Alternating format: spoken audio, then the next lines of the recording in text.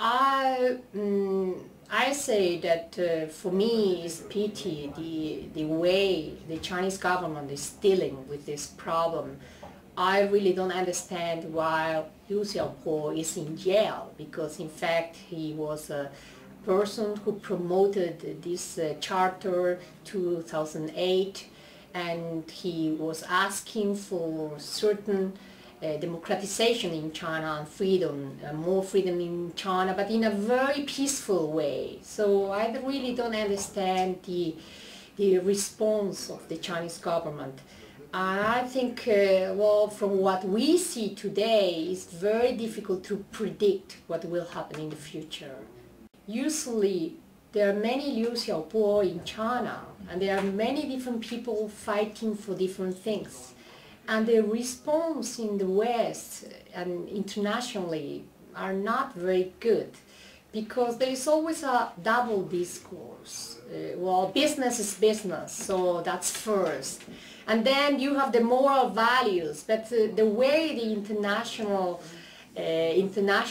scenario, you see that there is always this double discourse. So I don't like the way the countries deal with this problem, and I don't like neither the way the Chinese government themselves deals with this problem, because there are many peaceful people trying to improve the situation in the country.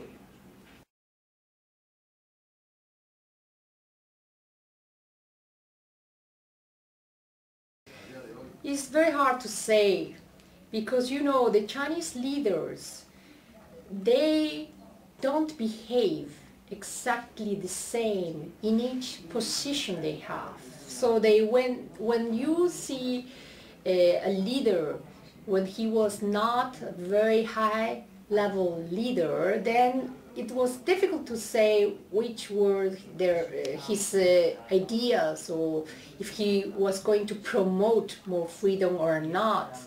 So it's very difficult to predict, because in the Chinese leadership, they don't explicitly talk about their ideas until the very end of their life. I will say, I will provide an example.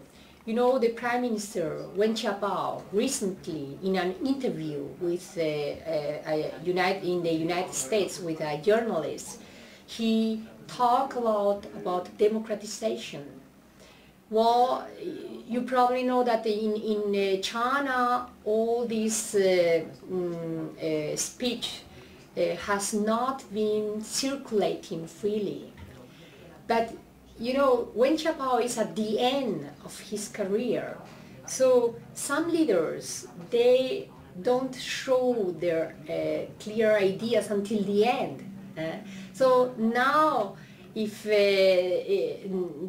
he becomes the secretary of the party and is going to substitute Hu Jintao, well, it's very difficult to predict his real ideas, and if he really is going to promote more democratization or not. And at the same time, we have to think at the whole party. You know, the Chinese Communist Party is one party, but there are many different factions within the party. So there are also certain pressure from one on another faction that also will affect the direction of the leader.